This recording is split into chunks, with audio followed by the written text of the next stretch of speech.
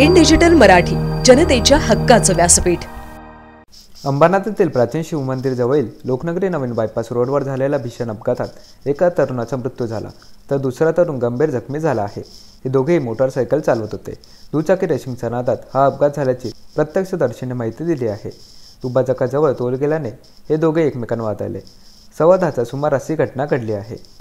या घटनेत दोन्ही गंभीर जखमी तरुणांना उल्हासनगरच्या मध्यवर्ती रुग्णालयात आणले असता विशाल वर्मा याला मृत घोषित करण्यात आले तर जखमी ताहा शेख याला खासगी रुग्णालयात पाठवण्यात आले आहे। या घटनेची माहिती मिळताच शिवाजीनगर पोलीस घटनास्थळी पोहोचून तपास करीत आहेत।